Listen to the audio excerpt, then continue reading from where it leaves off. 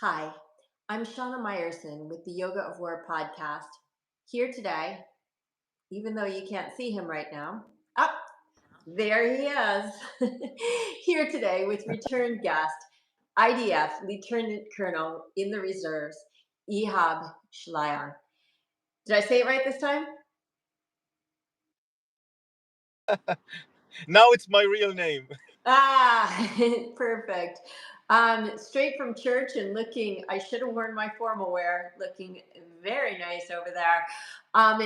Everybody who's watching, thank you in advance for supporting the show so I could continue to bring you such amazing and esteemed guests.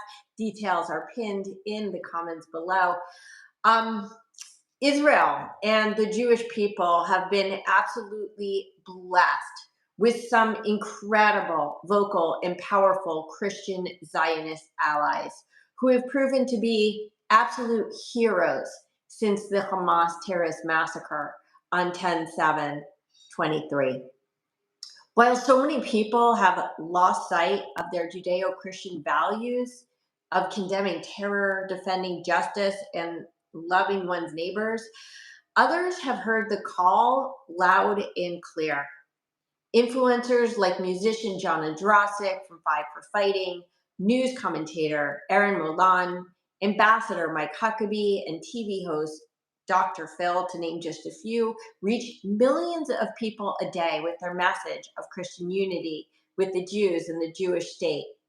And then there's Ihab Shlayan, a lieutenant colonel in the IDF Reserves who literally puts his life on the line to defend Am Yisrael.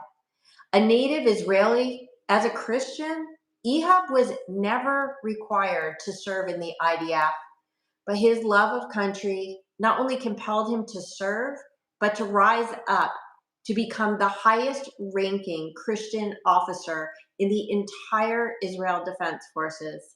Now that is next level Christian Zionism.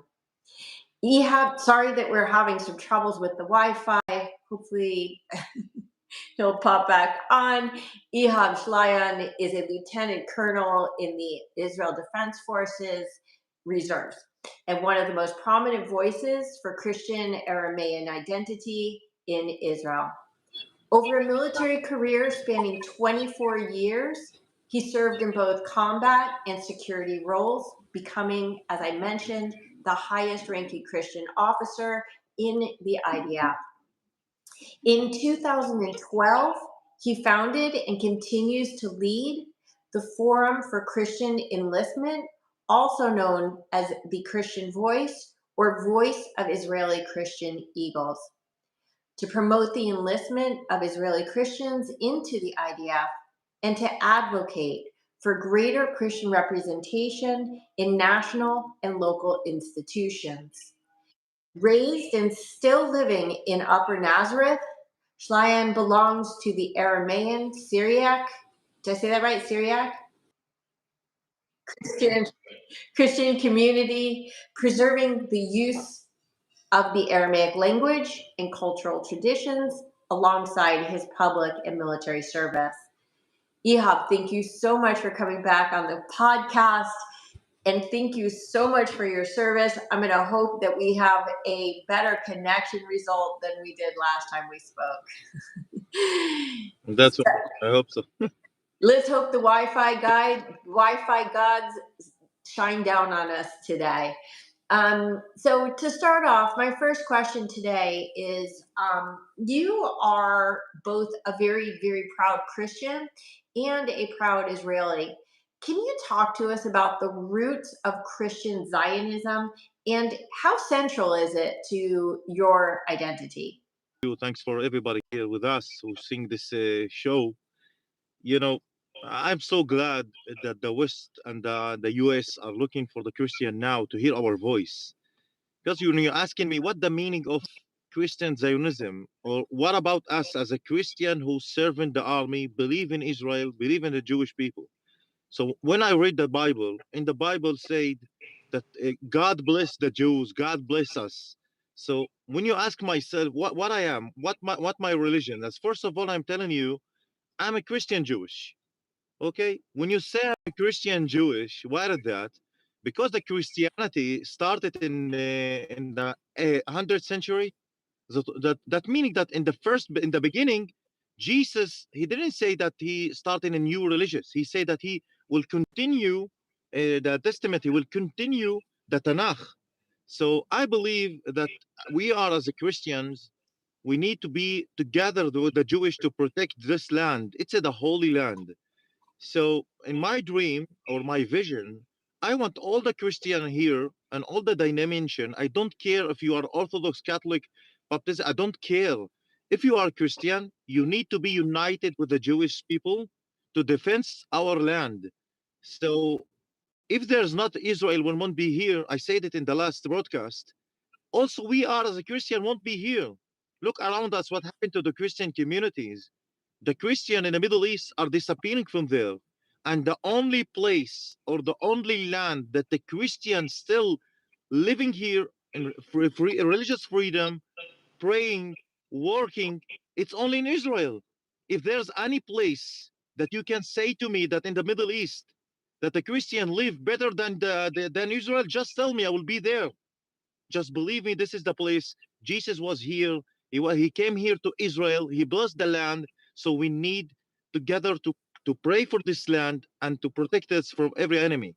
And it makes so much sense because everything that is Jewish is also Christian, right? Christian goes beyond Judaism. Judaism is, I know English is your second language. So if I say a word that doesn't make sense, even though your English is amazing, but Judaism is a subset of Christianity. So it makes sense that Christianity is inclusive. And that's why we talk so much about Judeo-Christian values, values that I believe are to an extent lost in today's day and age, but we'll talk about that more later. But thank you for that.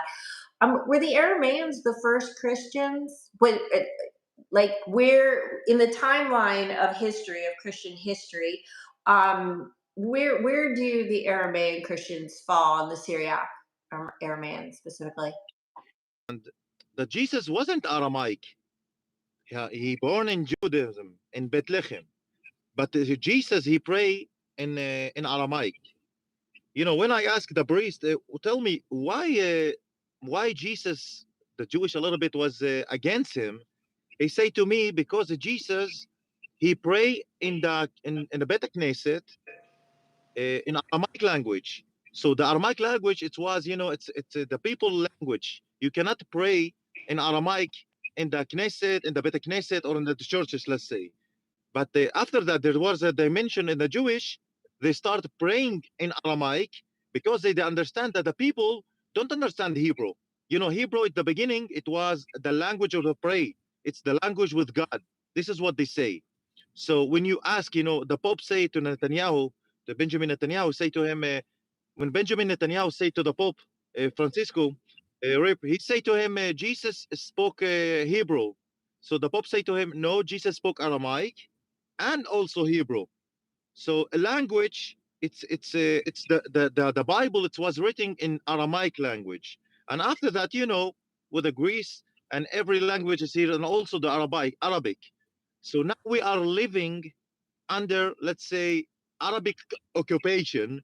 So we translate the Bible from the Aramaic to the Arabic because the people, we want them to understand the pray. We want them to understand the Bible, but it doesn't mean that we are Arabic. So first of all, we are Christian, with the name of the Jesus, and Aramaic. It was our ancient language for us. Well, still for me, in all the dimension, for us, Jesus is our Christ, Jesus Christ, and we believe that we are together. We can be together. Maybe we can start praying in the Aramaic language in the future. I hope so because it's a perfect, it's a beautiful language. I don't know if you hear somebody pray in Aramaic language. It's a beautiful language. Ti'ti malkutach, nehwa sabyanach, abun dishmayo. Dishmayo, it's like the word shamayim in Hebrew. Shamayim, it's heaven. So there's a lot of words in the Aramaic. It's look like in Hebrew. It's the same as Hebrew, and also there's a word. It's like Arabic language also. and made a language that a lot of disparate groups could start communicating together with. Is this your day-to-day language, or it's something that you preserve in, say, church or special schools? Is the bishop of the Syrianic Catholic. I was there in the church. They pray in Aramaic in Bethlehem and in Jerusalem. So there's churches, what it's called Syrianic church. They pray in Aramaic, and also the Maronite. They pray, they pray in Arabic and also in Aramaic language. Now I was in the Orthodox church. My friend was married. So I hear the priest, he pray in Arabic and in Greece also.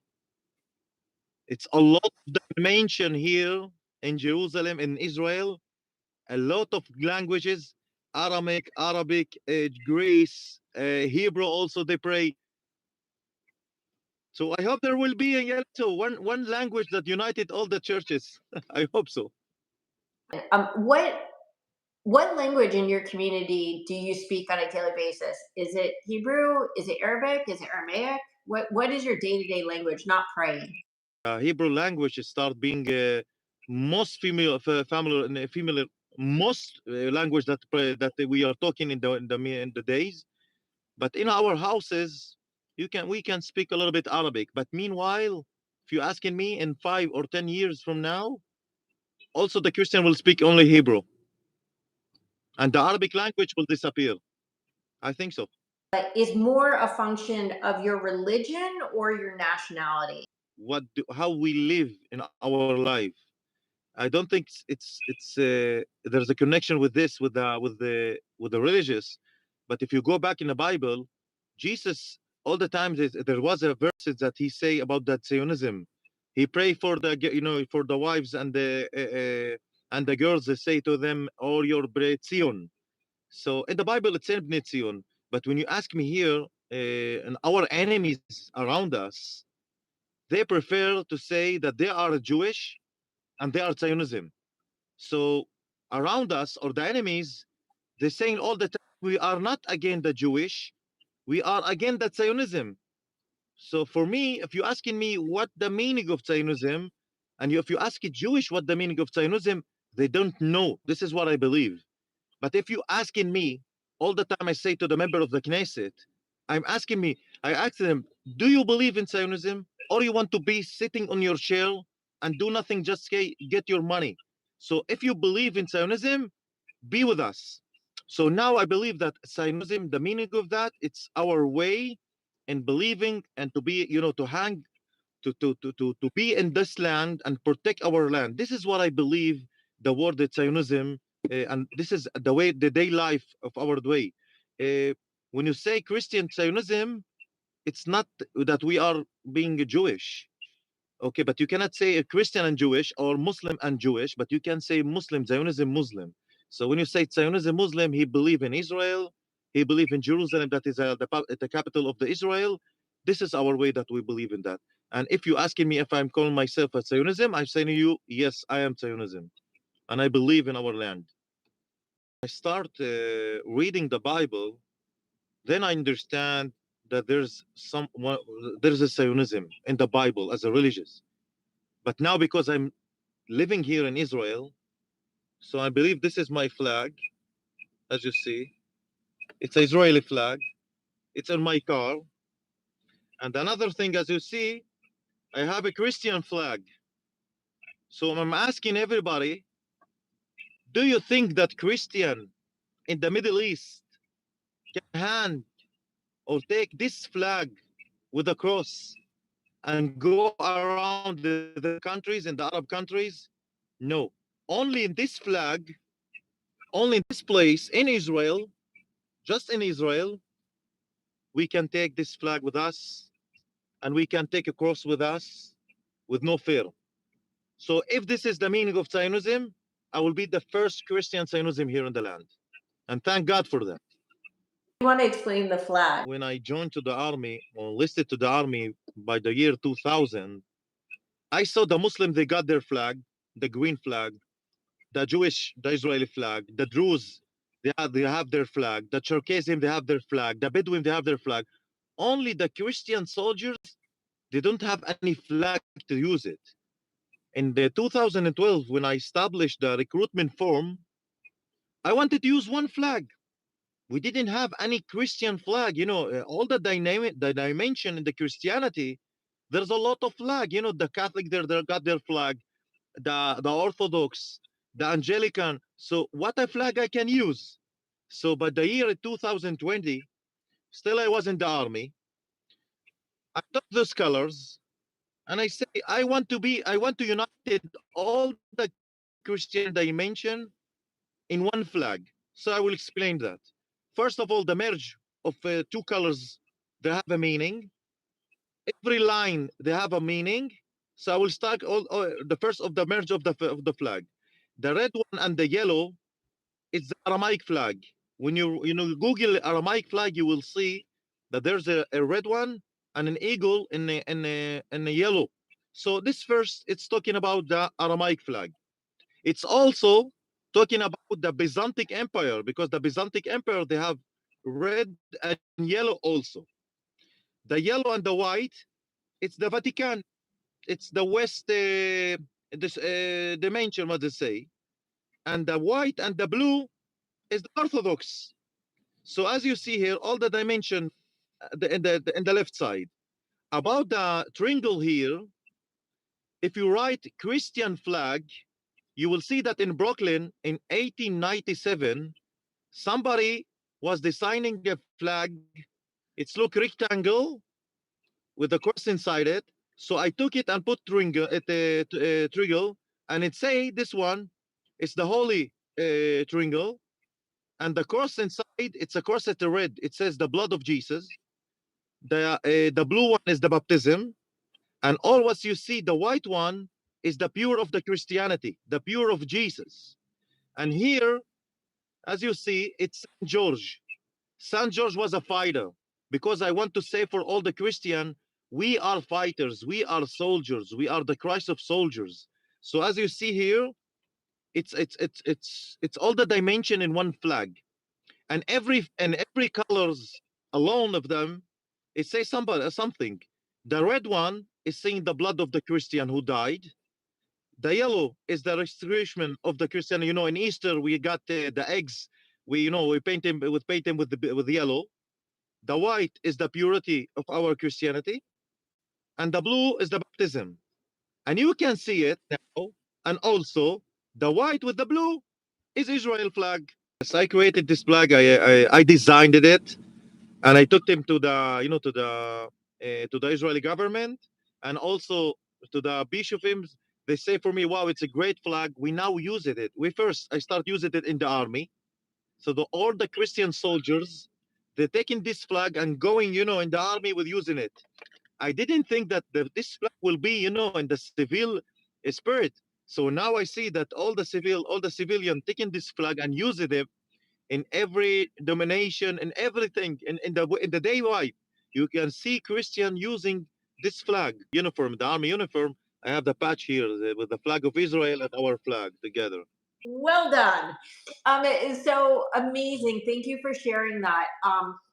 I'm just curious. Would you say that like most Christians in Israel would consider themselves to be Zionists? Too much democracy. It's bad. It's too bad for the minority. I hope that you understand what I'm saying. So when you give the Arabic too much democracy, now I'm here in Nazareth.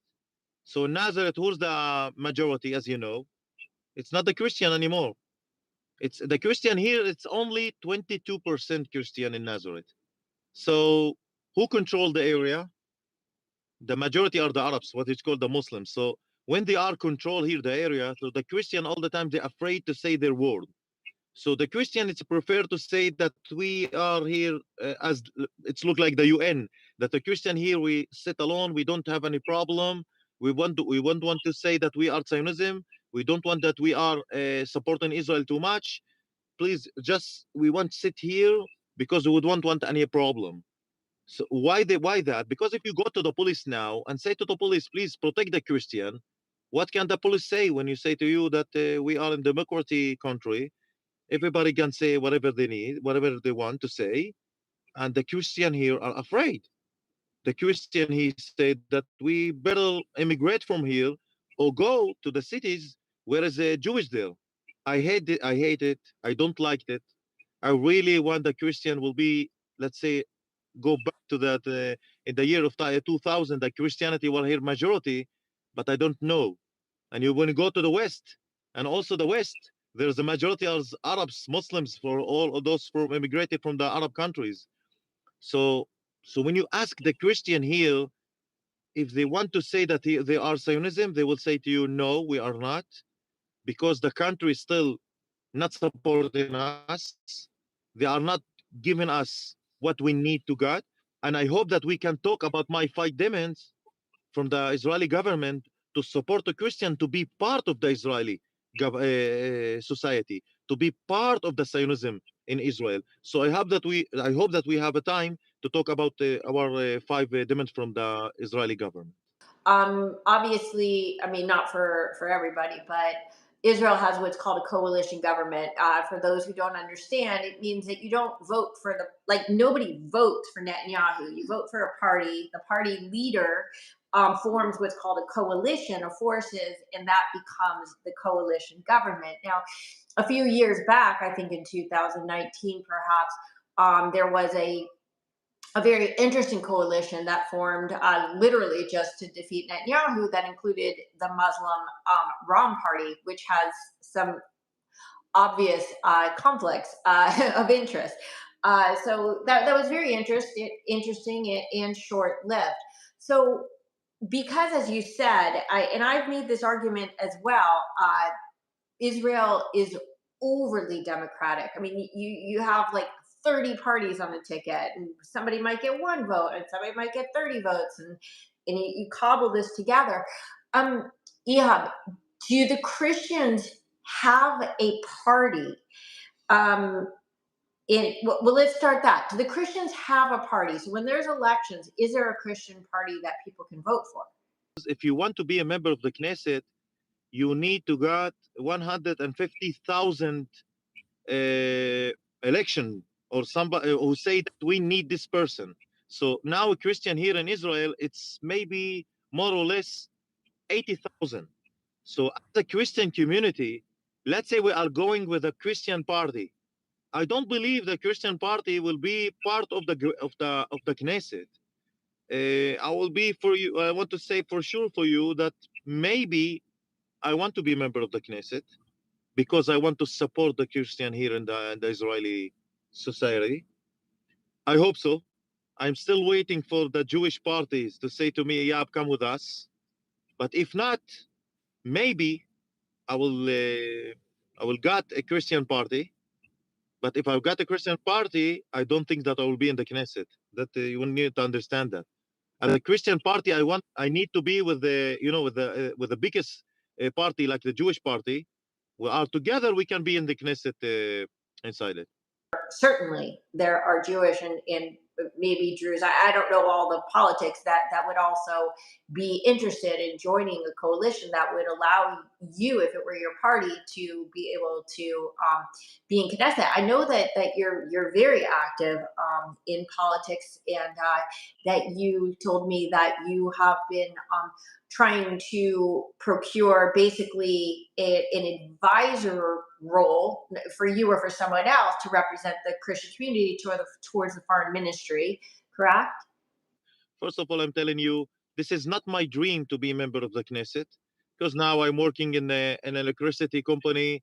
I'm in charge of the cyber department in the electricity company. So I don't have any problem with working. You know, I can work alone, and we can leave everything. I can leave the Christian community aside and keep working alone, and that's it. No, just because I want that the Christian community and see my children.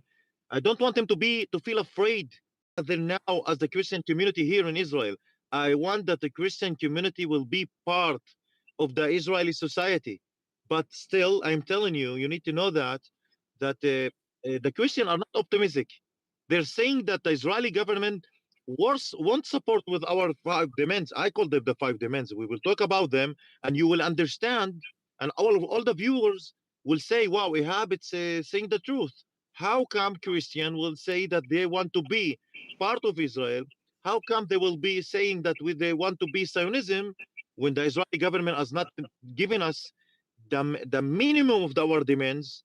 And I hope that I can talk about them now, because I want the viewer to understand why I'm saying that, and I'm so angry with that, because I want the Christian community to be part of Israel. But to be that, we need our by demand to be accomplished. First of all, let's talk about fourth demand. As a Christian here in Israel, the Israeli government, they recognize us as Arabic. So what the meaning of Arabic? Arabic, it's also Muslims. So I'm not against Muslims, but let's say, why are you calling me Arabic? So what the meaning of Arabic? If everybody who speak Arabic is an Arabic, so let's talk about that. The Israeli nationality will be 80% Arabic, because the Jewish who came from Iraq, from Jordan, from Syria, from Egypt, they speak Arabic better than me. The Druze are speaking Arabic. The Druze are speaking, the Bedouin are speaking Arabic. The Cherkessim are speaking Arabic. So why the Israeli government, they gave the Druze and the Bedouin and the Cherkessim to be as a unique community? And when you talk about them, they say they are Druze, they are Bedouin, they're Cherkessim. When you're talking about us as a Christian, they say that we are Arabs. So when the Jewish ask me, who are you? Or ask a young Christian, what are you? They say to me, I'm Arabic Christian. Why are you calling me Arabic Christian? I just want to be a Christian community. You know, when you go to US, everybody speak English. So they are England, from England. Let's go to the south of America. The south of America, they are speaking French, Spanish. So they are Spanish. Right. So I want that the Israeli government would take the piece of cake, which called Christianity, and say they are Christian community. This is first Yeah. one. Makes sense. The second one, you know that my children, no, not my children, because my children is in a Jewish school. When I learned in the school was a Christian school. It's called, you know, it's when I say it, everybody was afraid when I say the word. It's SSS, not 2S, 3S. It's a Salvatorian Sister Schools. It's a German school in Nazareth. So when I what do you think that the Christian youth learning, or the student learning in history? You know what history we are learning in the schools? We are learning Muslim. about the Arabic and the Muslim history, how they built the mosque, how the Prophet Muhammad started. Why I need to learn as a Christian about the Prophet Muhammad and the Muslims, and not learning about the, you know, about the Christianity, the history, or the history of the Jesus, and the history of the disciples, about the Byzantine Empire, about the Crusaders. Why we don't learn about them? So we need that the education ministry change the historic learning and give the possibility that the Christian can learn about their Christianity and not learning about the Arabic and the Muslim. So, you know, when I was in the school in 93, I did an exam, and the exam, you know what it's saying? That the Muslims occupation, I call them the Muslim and the Arabic occupation, they help us or stand with the Christian here against the Byzantine and against the Crusaders, because the Crusaders and the Byzantine were killing Christian who speaking Arabic. It's a bullshit. It's not true. Now I'm knowing now I know that it's not true. So when you ask a youth, or teenagers, Christian teenagers, he understand that the Arabic and the Muhammad and the Prophet Muhammad, he helped us as a Christian community. So the second one, the Christian education, we want to learn about our history in the schools. We want to have exam in the history of the Christianity exam. Maybe I don't care. We can learn also about the Jewish history and also about the Arabic history. I have no problem with that. But first of all, let us learn about our Christianity history. So the second one, you understand it's true, that it's needed. The third one, when the Christian teenagers want to join to the army, we don't have any direction, or somebody or advisor can help the Christian who want to volunteer to the army, to help him and support him to go to the units. Where is it the unit he want to go? So now in the army, who in charge about the Christian teenagers who want to be enlisted to the army, it's a Bedouins. Why he's a Bedouin? Why you don't give us a Christian somebody, a Christian advisor, Christian officer to be in charge on those on the Christian who joined who enlisted to the army? So I will answer the question why that. Because they're saying that there's no difference between Christian because you are Arabic. Now you understand when they say that we are Arab, then they say to you that you don't have any different if there's an advisor, Muslim or Muslims, to be in charge of our the Christian enlisted to the army. So this is the third one. The fourth one, Really quickly, Ehab, just a quick question about Christians serving in the army. I'm just curious, what percentage of Christians, male or female, do serve because you don't have to, do choose to serve in the IDF? Do you know? yes, it's only 46% joining to the army, maybe 36% also, because there's nobody support or helping the Christian teenagers who want to join to the army. When you go to the Jewish school, the Druze school, and the Bedouin school, the army go to the school and start explaining about the units, explaining about IDF. But the Christian, in the army, I was now in the church. One parents came to me and say to me, Ihab, I want my son to be in the border unit. I want him to go. What I can say to him? Call who?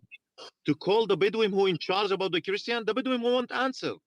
So I'm asking here by this broadcast to the Israeli government and the Ministry of Defense, we need somebody advisor to be in charge about the enlisted of the Christian community to the army as the same as the other minority, and also that same as the Orthodox Jewish, that there's somebody who in charge about them to join to the army. So don't ask me why the Christian are not a volunteer to the army by 90% or 8% when they don't have any director or somebody who in charge about them. And not only by the enlisting to the army, after they're finished their duty, so they want to work. Where are the Christian community or the Christian teenagers who's finished his duty in the army and he want to work in Elbit, in Rafael, in every place? What they say to him? You are Arabic. So, it's a circle that go back to our nationality when you call us Arabic. So now you understand the third one, that we need that somebody to be in charge of the recruitment of the Christian community in the army. The third one, memorial site for those Christian soldiers who died in their duty or in the army. We have now 27 Christian who died in the army in their duty. So when you ask why we don't have any memorial site, I'm saying to you now, the name of those soldiers who fall in their duty, their name is in the Bedouin memorial site. So we lost you for a moment there. Ehab, you're frozen. So we will hopefully he'll be able to jump back on. Wi-Fi issues, you gotta love them. So it is very interesting, and I have to be honest that as many times as I've been to Israel, as many friends as I have in Israel, this is information that I'm not aware of, and I think that, like every country, we are not always going to be aware of minority issues the way that obviously the minorities are. One of the things with the IDF recruitment is the other groups that he was talking about, perhaps, and I'd like to ask him when he gets back on, the reason why they have recruitments is because those other groups have mandatory conscription, with the exception of the Orthodox Jews, which he mentioned. Though these days, perhaps you've heard, there's a big push to get more Orthodox Jews to join the army as well. I say army, I mean IDF. That's all of the forces. So right now, who serves and who doesn't serve in the army is a fairly complex issue. Perhaps that. So what's interesting about what he's saying is, perhaps Muslims are absolutely not required to serve in the IDF. the IDF would never force a Muslim to join and potentially have to um, uh, kill another Muslim, right? So if a Muslim decides to join, that is completely up to him or her. Perhaps because the Muslim community in Israel is 20% of Israel, and the Christian population is 2%. So that might be why they're added in and also added in as Arab. And it looks like Ihab is trying to get back on, and there he is. We are So, back. Sorry, it say to me that it's high temperature from the for the iPhone. I don't know why. Maybe oh, it's too hot here, but the air it, condition is working. you may want to hold it when it's on the dashboard. I've had that happen to me. Yeah, I mean, just keeping it away from the heat of the windshield will help. We heard about the memorial site. We heard that that right now it's in the Bedouin area, and then you froze. Memorial cell for those Christian soldiers who died in the duty, and then I want to see a priest praying for those Christian who died, who was falling in the army. Still, the Ministry of Defense, we are just waiting. They say all the time, okay, we got the land, we have a land, but we are waiting for the decision to build the memorial cell for those Christian soldiers who died. And the last one is a proper representation for Christianity, for Christian in the Israeli Institute. I will give you an example. The advisor of the Christianity in the Jerusalem police officer, he's a Druze. How come advisor of the Christian churches in Jerusalem, he's not Christian? So the Jews we need to learn about the Christian dimension, to learn about the Christian, to know what the meaning of bishops and priests. So when I send a message to the Ministry of for the police government, for the police station, he said to me, "Ihab, we don't have different from Christian and Jews. For us is the same." What are you saying? Are you saying to me that in charge, the police who in charge in the mosque, they will be Christian? It's not true. So we need that the advisor of this the word what it's called a Christian advisor to the police in Jerusalem need to be Christian. Let's go to the foreign ministry. To the foreign ministry, I sent a message, a letter last week, and I asked them that we need somebody, a Christian advisor in the foreign ministry, to be with a relationship and a contact with the Vatican and the Christian world. Because now, who is in charge of that? He's a Jews. When I send the letter, what they say to me, Ihab, we don't have any different, and the foreign ministry, we don't see that we need somebody who's called a Christian. Or so, what I'm telling us, tomorrow will be an advisor, an Arabic advisor, who in charge of the peace process with the Arabic countries. You will say to me that will be a Christian or a Muslims. So don't say a hell. Tell the truth. I am asking here also in this broadcast, in the Virgin Ministry, if you want us to be part of the Christianity here, and the Christian and the Jewish in the in Israeli state, please take an advisor, a Christian advisor in the Virgin Ministry. Ehab, I want to get into some other topics more relating to your service, if that's okay. And I also have links to your organization in the description where anybody can not only find you, but contact you and also donate to your cause or perhaps get involved in some way. But we can also come back to it. But I do want to talk a bit about your IDF service because I think that listening to you have some valid grievances here that you're very, very passionate about. You never had to serve in the IDF, but you chose to, and you didn't just choose to. You also have volunteered now in the reserves during the latest war.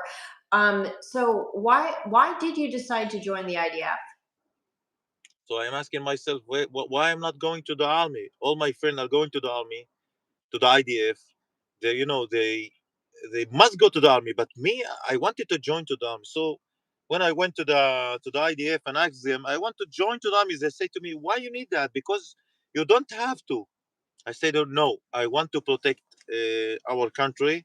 So for 25 years and serve in the army. I was in every unit, from the north to the south, from the west to the east.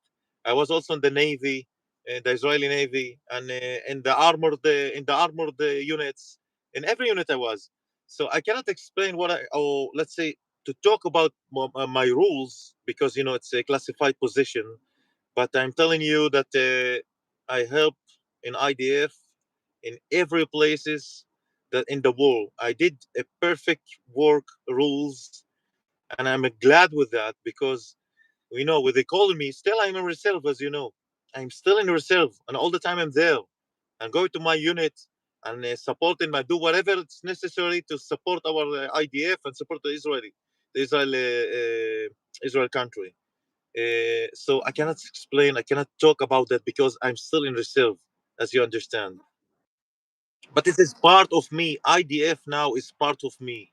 The Israeli country is part of me. So I will be in the army till my death. I'm telling you.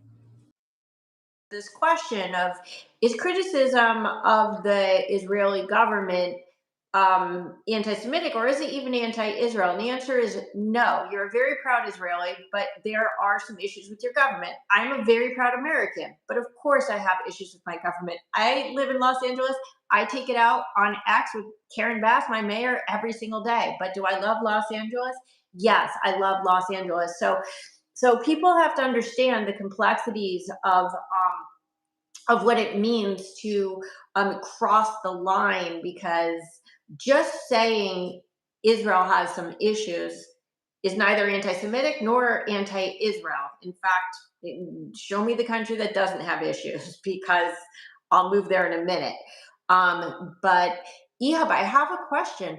You said your kids go to Hebrew school or Jewish school, but you went to Christian school. Why were all your friends Jewish? So I didn't want that my children will be in the schools that the majority are Muslims. Not I because I'm against the Muslims, just because I want my children to learn about Israel and to be part of Israel, to be to understand that the Jewish are our friend. Unfortunately, in the schools, in the Arabic school, because it's too much democracy, the teachers can say bad word about Israel. They can say that we live in occupation and nobody says something. So this is the reason that I wanted my children to be in a Jewish school.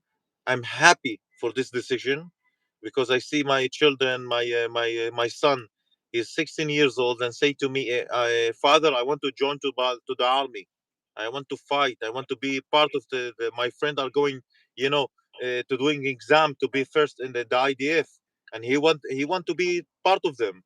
So I this is what I'm thinking now. I hope that the Israeli government will stop fighting right and left, fighting and wake up, because October 7 it started because this is the reason. So if they will keep the same fighting together against each other in the Jew, left and right, unfortunately, I think it will be also in the Arabic countries here, in the Arabic, in the Arabic village and cities, and we'll see next October 7 from inside Israel if the Israeli government won't wake up. So I'm saying to them, wake up, please. Prior to October 7th, it didn't take a genius to know that an invasion was going to happen, because Israel was showing tremendous disunity and weakness. Anybody, right? I mean, I said that 100 times before October 7th. Like, what are you guys doing? You're going to destroy yourself from within. You're doing the work of your enemies, and the enemies are always there. But my question actually was, that's wonderful about your children, but you went to a Christian school, you said. Um, why were all your friends Jewish? So and back home, all my neighbors are Jewish. They are all my friends. But in the Christian schools, you didn't ask me the Christian schools why they are studying or learning Muslim history or Arabic history, because Also, the Christian schools are under the Arabic pedagogy in the Ministry of the Education Ministry. The education ministry, they're saying to the schools and also to the Christian schools, if you don't learn or studies this historic, you won't get any payment or money. And they say the deputy of the manager is also Arabic in each school. So the deputy is all the time saying what happened in the school. So every manager in the school, they're afraid to say something against the Ministry of Education. It's as you say to you, too much democracy. It's too bad to the minority. Right. Okay. So going back to the IDF, and your service in the IDF, I'm so can you explain to the viewers what Ruach Sahal is? Why I don't understand. What do you say? Because the connection is not okay. It might be the connection, or it might be my Hebrew. Can you? But you can talk Hebrew. You can say it in Hebrew. I will answer. No, I did. No. So, can you explain Ruach Sahal to the audience? What is it? I didn't understand the question really. Okay. Ruach, spirit of Sahal, of of the. Are you familiar with Ruach Sahal, or is this a Jewish thing? No, no, really no. Like a list of moral guidelines that the IDF follows. Okay, it might be more religious. That's so odd. Okay, I'm gonna have to look into that because from what I've been told by other soldiers is that some of them actually carry it on a laminated card, and it's basically just about Jewish values and morality in the IDF, in the values that need to be upheld. This is what you're asking me. This one, it's Ruach Tal. It's it's the IDF spirit they have in their pockets. It's Ruach Tal. It's IDF spirit. It's saying that it's the Tikva. It's written there, and also all the value as a Christians, as a soldiers. Yes, I know that. Yes. No, you have a bad Hebrew. Let's say because you say Ruach Tal. I don't understand the word. It's Sahal. saying Hebrew. In Hebrew, it's saying Ruach Tzahal. Sahal. Okay, I'm not good with the emphases. Okay. Your camera is out again. It's not the end of the world, but hopefully your voice will at least align. So, um, so how would you say that? And again, like it's hard to even differentiate Jewish from Christian values because again, we call them Judeo-Christian values because they're basically the same and they're basically founded on the Ten Commandments. But how would you say your Christian values align with the Jewish values of your fellow IDF service members? It's Ruach Tzahal. When they ask me the Christian, Ihab, when you see the Tikva, but the Tikva, it's talking about the Jewish only. It's in 2,000 years, that before 2,000 years. I'm telling to the Christian here, listen to me, don't be an idiot. Because Jesus was a Jewish. When you say in Ruach Tzahal, when you say the Tikva, about the Jewish, you recognize in your mind and you say in your mind that Jesus was a Jewish. We are part of this country. Then for me, the Tikva, it's the best thing that I can say as a Christian here, as a Christian soldier, because now I understand that in my mind that Jesus was a Jewish. Jesus spoke Arabic, Hebrew, excuse me. Jesus believed in the Jewish people. Jesus came first of all for the Jewish people. This is for me Ruach Tzal. So when I am in the army and using the spirit of the IDF, I all the time see in my mind. First of all, we are believing in Jesus. Jesus was a Jewish. His mother was a Jewish. His grandfather, his grandfather was a Rabbi Joachim. So I want every soldier, every Christian soldier to understand that, to understand the meaning of the Tikva and understand the meaning of the Ruach Tzal, the spirit of IDF. I have a question about Gaza. And I believe, from what I understand, from what I've read about you, that you have had interactions with the Christian community in Gaza. I know that there's 3 churches there. Is that accurate? How much interaction have you had with the Christians in Gaza, and is that something ongoing? Like, is there a way to communicate them through social media or WhatsApp, or are you in touch with this community? And what is your awareness of what's going on with the Gaza Christian community? When Hamas, no, wait a second. When Israel took out from Gaza and gave it to the Palestinian Authority, what happened there? The Hamas and the Jihad Islami take control on all Gaza Strip. So, what do you think, all my audience here, or all the viewers, what do you think when Hamas and Jihad Islami, that they believe in Salafic way, the majority of them, they believe in ISIS? What do you think happened to the Christian community there in the Gaza Strip? You know the answer. I don't need even to answer about this question. So the Christian community there, under the occupy of the Hamas and the Jihad Islami, they live a difficult life. The Muslims, they cannot drink alcohol, so you cannot take alcohol inside the churches. The Muslims, I say the radical Muslims, you can dress up as you want. You need to put a hijab, so the Christian women need to put a hijab in Gaza Strip. So this is what happened to the Christian community when Hamas and the Jihad Islami take control in Gaza Strip.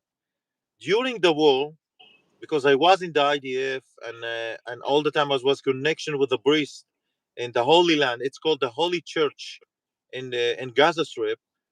They're afraid to take out of the church, because they're saying to us that the Jihad Islami, near the holy family, excuse me, it's a holy family church. They say to us that the churches, under the churches, there was a missiles. The Jihad Islami, they built a tunnel uh, uh, down to the church, and there's a missiles in next to the churches. So when the aircraft attacked the missiles, as you understand, also the churches was a little bit hitting, and the wall of the church was taken down. But what can we do? As you see now, Russia and Ukraine, they are attacking each other. So if you have missiles next to the building, that for sure you will be attacked them. So I tried all my best to take those Christian from the north and taking them to Egypt, from Egypt to Sweden and aboard. But the Egyptian, what the Egyptian, I have all the message. What I'm telling you, I have all what you need if you want to, publish that. The Egyptians say everyone who want to go inside Egypt, they want $6,000. So I called the patriarch, the Orthodox patriarch and the Latin patriarch, and say to them, look what the Egyptian need. Look what the Egyptian say they don't need. They say that if you don't pay $6,000 for each one, nobody will be go inside the Rafiah, and from Rafiah aboard, from Egypt aboard. So the patriarch, the Latin patriarch and the Orthodox patriarch, they pay money for the Egyptian government, and we took Christian community from there. Maybe now we got 505 or 504 Christian in Gaza. That's it. And they are not out with them there because they're afraid to go down, from the north to the south, because, they say all the time we have a war, and they're afraid to go out. But if you ask all the Christian community in Gaza Strip, I can swear to you, if you ask every Christian there from whom they are suffer, they will say to you they are suffer from the Jihad Islami and for Hamas, and they want to live in Israel. They're afraid to say that because you see what happened in Gaza Strip, what they are doing, and you see now in Syria what are those radical Muslim doing even to the Muslims. So how come they are doing to the Christian? So now we have also only 500 Christian in Gaza Strip, and all of them they want to get out from there. They don't want to live there. But it's for me it's too bad because we have a great 3 ancient churches there, Orthodox Yeah. churches. But what can we do if Yeah. the radical Muslims keep controlling in Gaza Strip? We can do nothing. Agree. But this raises a lot of issues actually. Like the first one that people have to understand is that there's this weird conception that to try to get citizens out of a war zone is something that is not only unique but uniquely bad about Israel. You have to understand that in every war in history, everywhere on earth, there are what are called refugees who leave the country. This is a normal thing. And yet, the world is trying to vilify Israel for trying to accommodate uh, the exit of innocent civilians from Gaza. As you've heard, Ehab is telling us that the Christian population is basically held captive, just like honestly all the people of Gaza by Hamas, that they are held under their rule and they want to get out. But I have a question, Ehab, is that um, you say, and I've heard this before, that you have to pay. You say 6,000. I've heard 10,000, but it doesn't matter. It's a lot of thousand dollars for to get passage out of Gaza into Egypt. At the same time, what I've heard is over and over and over again is that Egypt does not want Gazans because they are a radicalized population that have always created havoc, honestly, whenever they've been let in. Is there a different entrance standard into Egypt? And this has nothing to do with Israel, but just into Egypt for Christians versus Muslims? Like, is it easier to get out, assuming you have the money? Is it easier to get out if you're a Christian than if you're a Muslim? In Egypt, if you give him, let's see, $2, he will give you everything. I think he will give you also his wife. So this is the Egyptian. What I'm telling you, the Egyptian, for them, give them money, they will give you everything. We know that in Sinai, all the Jewish, when they go to Sinai, for vacation, when you give them $10, for them they will give you everything. So this is what happened. We just gave them money to take the Christian from their out, and this is the reality. If you go also the Christian community, the Coptim in Egypt, they also suffer from the Muslim Brotherhood, as you know. But if that's the situation, Trump, and I'll say Trump and Netanyahu, but let's just leave it at Trump in order to take Israeli politics out of this. Trump has asked Egypt specifically, and Jordan and a bunch of other countries, but let's stick with Egypt for a second here. That he's asked them very, very specifically, while we rebuild Gaza, will you take in the Gaza population? Obviously, there would be huge financial incentives attached, and the answer was no. It was absolutely no. Do you think that this is an Egyptian effort to just make the rebuilding effort or whatever more difficult, or to really just say like, no, we're just not going to cooperate with you? Or do you think it's because they don't want radicalized populations flooding into their country? Because if you're saying it's just a matter of money, because we all know that Egypt is in a dire financial crisis and has been for many years, that it seems like if America said, okay, we'll give you $1 billion, just take all the Gazans, that they would say yes, but they're still saying no. You see now the Egyptian government, they say them, okay, if we take in charge of the Gaza Strip, what will happen to us? I believe that the Egyptians are understanding that if they take over Gaza Strip, and radical Muslims are still live in Gaza Strip, they will attack also the Egyptian. So why the Egyptian need the Palestinian? There's a statement, or all the Arabs saying all the time, in every place the Palestinian go inside, they they are troublemakers. The Palestinian, when they was in Lebanon, the Lebanon suffer. When the Palestinians go inside the Jordan, the Jordan also suffers. Now meanwhile, we are here in the Israel, we are suffer from them. So, and the Egyptian, they are suffer from the Palestinian, what they did. When you write in YouTube and Google and you ask them what the Palestinian did or what the Hamas did to the Egyptian soldiers, there was an attack. The Hamas attacked also Egyptian soldiers. So he said to the Egyptian government, they have problem inside them. So what they want to take the Egyptian, what we take to the Gaza Strip, we don't need them. Why do we need another to take another problems? And you say now in the Gaza Strip, still there are terrorism, there are still radical Muslims. So what do you want to rebuild all the Gaza another time? How many times we rebuild the Gaza? You all the time you are giving them money. You rebuild the Gaza Strip. You give them food. What we get in for the world? What we get? Another missiles? Another tunnels? It seems that we don't have any solution for Gaza Strip. And the solution, I think, that the Arab countries, and maybe the UN also, need to go inside Gaza and take all the weapon and all the time arresting those radical Muslims. But the problem here, it's like ideology. Now in London, as you see in London, there are ideology. There's a lot of them are radical Muslims are starting attacking Christians, start attacking people there because they're in ideology. I don't know what the cure for this cancer. It's a real problem.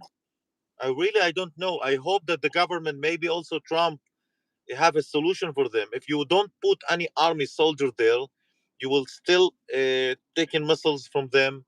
You will see tunnels under that. Let's go to the West Bank. The West Bank, because IDF is inside the villages, inside the cities in the Palestinian Authority, so we can handle those terrorism. Still, all the time they are attacking, but not the same power as you see in Gaza Strip. So if you ask my idea, I think that IDF need to be inside Gaza for a long, long time. This is the solution. I think I don't have any another idea what we Yeah. can do there. I think that most people agree, but my point was that you're saying that the Egyptians will allow Christians in for a certain amount of money, but at the same time, there seems to be no amount of money that would allow them to actually let the actual population of Gaza to come in as refugees en masse. But you touched upon London, and of course, now we've got New York very much in that same arena. So in the diaspora, many Jews feel like the rise of radical Islam poses like an existential threat to our very existence in the Western world, meaning like Europe, America, Australia. So I'm wondering, do you have similar fears for the future of Christianity? No, I'm not talking about Israel now. I'm talking about in the entire Western world, seeing what's going on with the rise of Islam in London, in Paris, in Sydney, in New York. Uh, I think I said in the last broadcast, and I'm telling you again. I think the next war, I hope no, but it will be. The next war will be in the West with those radical Muslims, and they will attacking Christian, and they will attack churches, and will they attack also Jewish and everybody who changed not the same as them. So I hope that the West will wake up and understand all the immigrate of those radical Muslims are a problem. Take those immigrate and tell them, go to your countries. Why Saudi, Arabic Saudi? They have a lot of money. Qatar, Dubai, they got a lot of money. Jordan, take those immigrate, put them then. They won't accept that because they know they are radical and they Mhm. know they will attack them. So if we will keep in this way, and the countries of the West keep taking immigrate from the immigration from Syria and Iraq, and I don't know from where. So the next war from there, 9/11, they will be in London. 9/11 will be in every place there if they don't wake up. I don't understand what Macron in French. He don't understand that. all the time they're saying to me that Macron, the President Macron, all the time saying, no, we love them, we want to be part. You are, your French won't be any more French. Yeah, absolutely. I want to just ask a couple, circling back around, a couple more questions about just Christian Zionism, and then we're going to wrap up. But I, I have a question just about. I don't know how I know you're very involved with the Christian communities of the Middle East. I'm not sure how much you're involved with the broader Christian community in the whole world, but both like within in especially outside of Israel. Do you feel as if there is more or less Christian support for Israel and a desire to connect with the Holy Land and the Jewish people since 10/7? So I'm telling you, first, I have a connection, a great connection with the Christian in the Middle East because we have an Instagram. It's called Israeli Christian Instagram. And and all the mail books or what all the messages that we are getting from Christian from Iraq, Christian from Egypt, Christian from Syria, they all the time saying to us, we love Israel, we want to be part of Israel, we afraid what happened to us in the Middle East. So I'm telling you, I'm in really a great relationship with the Christian communities in Syria. We are messaging together in every day. They are saying to us they are so afraid that what happening to them because they are seeing what happened to the Christian community here in Israel that we live in safely. Nobody being cut at his head, or churches were burning, or killing or kidnap girls. You know, only in the Arab countries there's a problem there, and all the immigrate the Christianity they are from there from the Middle East countries. And I'm also got a great relationship with the Kildanian Christian. I hope that you know who's the Kildanian Christian. There are Christians from Iraq who immigrate to US, and they have a great association. It's called Kildanian Association in US, and we all the time are connection together. And I hope that I will visit in US in August or November. I will be there in the association, the Kildanian Association. So we are working together in my association as a Christian Voice with the Kildanian Association and the Ashurian Association and the Aramaic Association together to support the Christian here in Israel, because they all of them they are seeing that the Christian community in Israel, they called us, we are the last line of the Christianity here. If the Christianity in Israel will disappear, there won't be any Christian anymore. So I'm so happy that I have a great relationship with them, and they want peace. They want peace with Israel. That for sure. I'm telling you. Do you have any like formal effort to try to get Christians of the Middle East into Israel? It won't be happen. I'm telling you. I think that the Israeli government won't accept the idea to get any refugees from Arab countries. Unfortunately, I'm telling you, and as in high position officer in the army, I don't believe it's a good idea to do it. Okay? Yeah. Not a good decision. I think that the Christian world and the Christian countries need to take action and to start taking Christian from the those Arab countries, but not Israel. Yeah. Israel, we have a lot of problem here inside. We cannot handle this to do it. Need to build houses and to give them villages and to protect them, and you don't know if everybody from them are okay, and we will start problem with the Arab countries. It's too hard to do it. And do you feel like having Mike Huckabee as the U.S. ambassador to Israel, seeing as he is a devout, very devout Christian, do you feel like that changes things at all for the Christian community in Israel? Unfortunately, I didn't see nothing from them.